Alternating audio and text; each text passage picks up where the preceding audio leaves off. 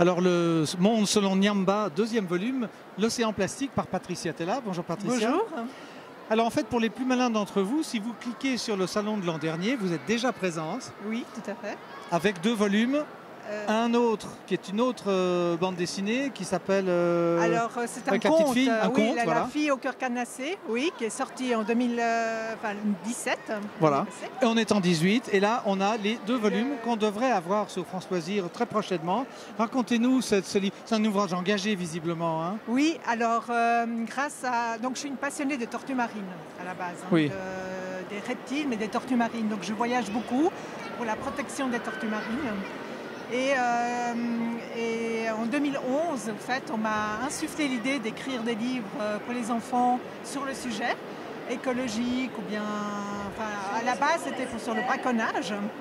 Donc le Nyamba 1, grâce à ce personnage de Nyamba, qui veut dire tortue marine en shikamori, en comorien, je profite de parler justement des problèmes économiques et écologiques, économiques, sociaux.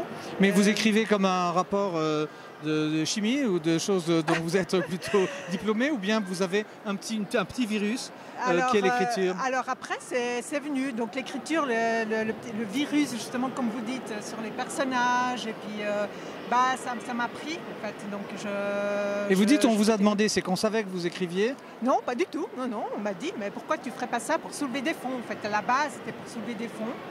Et puis l'éco-garde qui était là avec moi ce jour-là me dit, mais écris un livre pour enfants, ça marche toujours. Donc cette sortie, c'est pour semi-enfants, parce que les grands peuvent le lire. Hein. Oui, que lui arrive-t-il? Ouais. On voit qu'elle est environnée de plastique avec des bouteilles d'eau. On n'est pas loin du Mont Blanc, donc pourquoi pas les eaux d'Évian? Oui, alors la grosse problématique actuelle, c'est, comme vous le savez, donc, le plastique qui est déversé dans l'océan, notamment. Il faut savoir qu'on produit actuellement à peu près 300 millions de tonnes de plastique par année. Et de ces 300 millions de tonnes, il y en a 150 millions de tonnes qui vont dans l'océan par année. Et on sait que ça met 400 ans à se détruire, c'est ça à peu près? Ouais, 1000 ans. Enfin, on sait, pour un pot de yogourt, c'est 5 siècles à peu près. Oui. Ouais, donc pour 3 mois de contenu qui est le yogourt, on a un contenant qui met 5 siècles à se dégrader dans la nature. Et donc, chaque année, il y en a plus, puisqu'on consomme et on produit autant de plastique chaque année. Absolument. Donc dans l'océan, il y a 9 millions de tonnes qui va chaque année dans l'océan, ce qui équivaut à peu près à un camion d'ordures qu'on déverserait dans l'océan chaque minute. Et si on ne fait rien, en 2030, c'est 2 camions par minute, et en 2050, 4 camions. Donc pour l'instant, on est à 1 kg de plastique pour 3 kg de poissons. Et en 2050, il y aura plus de plastique que de poissons et que de faune marine. D'une invention merveilleuse, on a fait un cauchemar? Absolument, ça devient une grosse problématique. Actuellement, il y a 5 gyres importants connus, oui, dont le plus grand fait 6 fois de la France.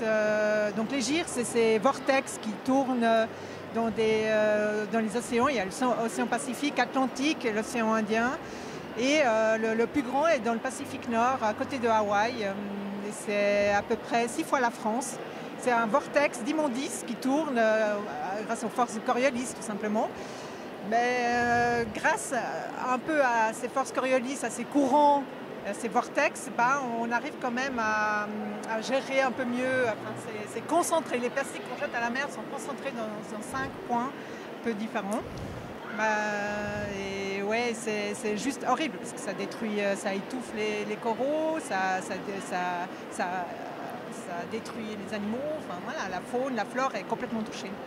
On aura bien compris votre message. On espère que ce livre, qui n'est pas en plastique mais bien en papier, oui, contribuera d'une manière ou d'une autre à éveiller nos sensibilités. Vous le faites avec pédagogie et avec charme, ça ne gâte rien.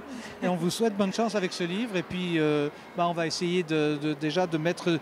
On va trier les déchets, c'est la première chose qu'on peut faire. Oui, absolument. Hein? Et puis utiliser un maximum de contenants réutilisables. Le verre de nos grands-mères, les pots de yogourt récupérés, etc. Exactement, il faut revenir vraiment à ce qu'on avait avant. Absolument.